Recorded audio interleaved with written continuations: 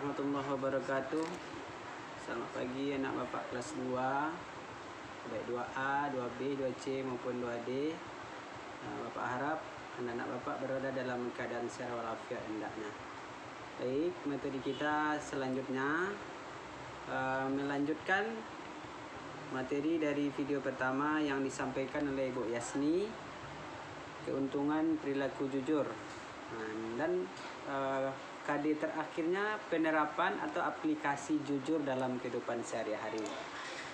Jadi dalam kehidupan sehari-hari kita dianjurkan dan dicontohkan sendiri oleh Rasulullah berperilaku jujur. Kepada siapa saja kita jujur? Yang pertama, jujur kepada Allah.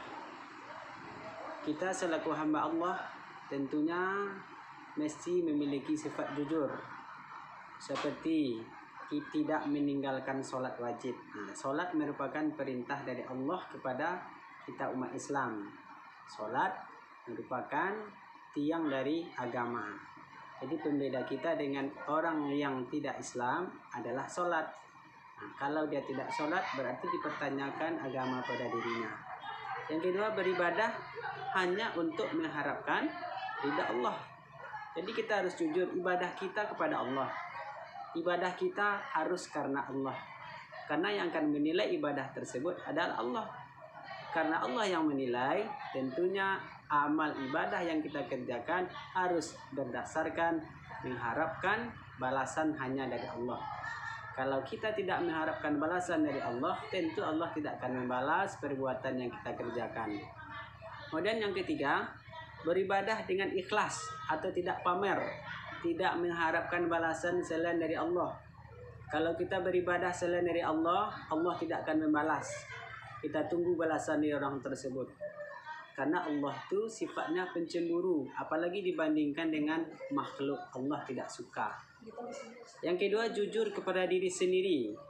Contohnya, kita mengakui kekurangan yang ada pada diri kita. Tidak ada manusia yang sempurna. Manusia itu pasti ada kelebihan, ada kekurangan. Tak ada yang sempurna. Contohnya saja kita dalam kelas. Tak ada yang sama antara yang satu dengan yang lain. Jangankan berbeda orang tua, kembar saja pun masih ada perbedaannya. Jadi ketika kita punya kelebihan, punya kekurangan, kita tidak perlu minder. Ada kelebihan, kita berendah diri dengan kelebihan yang diberikan Allah. Kalau kita ada kekurangan, kita berusaha menutupi kekurangan kita itu, kita tingkatkan terus sehingga kekurangan yang kita miliki bisa kita tutupi, bisa kita lengkapi. Kemudian ketika kita memiliki keunggulan, jangan sombong. Ya, kita tidak boleh sombong. Kita akui kelebihan yang ada pada diri orang dan kita tidak minder dengan kelebihan yang dimiliki orang tersebut. Jadi kita jadikanlah perbedaan yang ada pada diri kita itu sebagai langkah untuk mensyukuri nikmat yang diberikan oleh Allah. Yang ketiga, jujur kepada orang tua. Caranya, kita tidak berbohong kepada orang tua. Ketika kita disuruh oleh orang tua pergi ke warung, uang yang diberikan orang tua itu berlebih, ya kita jujur sama orang tua, kita kembalikan lagi berapa kembaliannya, kita sampaikan dengan baik. Kemudian kalau kita mau pergi bermain atau pergi keluar rumah, minta izin dulu kepada orang tua. Jangan kita nyelonong aja perginya. Pergi tanpa ada berita, nanti orang tua dah susah mencari. Repot orang tua gara-gara kita tidak memberitahu kemana kita pergi. Kemudian kalau dapat nilai yang jelek, akui kesalahan kita sama orang tua. Tak perlu disembunyikan. Dan berjanji agar nilai untuk kedepannya lebih bagus lagi. Rajin belajar. Kalau ragu, ditanya sama teman yang mengerti, maupun langsung bertanya kepada guru yang bersangkutan. Lanjutnya, jujur kepada orang tua ketika ada barang yang rusak di rumah. Contoh, kita bermain di rumah, main bola contohnya yang laki-laki. Ternyata pecah kaca, kena bola. Tidak perlu pula kita takut mengakui. Kita akui saja kelalaian kita dalam bermain.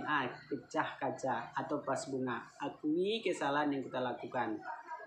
Lanjut, jujur kepada teman. Waktu bermain kita tidak boleh curang. Kadang kan waktu bermain menang sendiri. Kalau kalah tidak mau, kalau menang senang hatinya. Tak boleh kita seperti itu. Bersama bermain dengan teman itu, kita harus jujur. Ketika berjanji harus kita tepati. Tak boleh kita ingkar janji. Kita berdosa kalau ingkar janji kepada teman. Baik orang tua, teman, kepada Allah pun kita harus tepati janji kita. Yang selanjutnya jujur kepada guru. Contohnya ketika dikasih ulangan, tidak mencontek, tidak bertanya dengan teman sebelah. Kalau sudah dikasih soal, hadapi soal yang sudah diberikan. Kalau tidak dapat, ya itu risiko. Mungkin karena kita lalai waktu belajar, tidak mendengarkan guru, atau guru menerangkan, kita main dengan teman sebelah. Kemudian ketika lupa mengerjakan PR atau tugas rumah, ya akui sama guru, terlupa. Nanti kerjakan, walaupun menyusul guru itu pasti tidak akan marah. Kalau kita sudah jujur mengakui kesalahan yang kita lakukan. Baik Bapak, inilah ringkasan materi tentang aplikasi ataupun penerapan sikap jujur dalam kehidupan sehari-hari. Terima kasih. Assalamualaikum warahmatullahi wabarakatuh.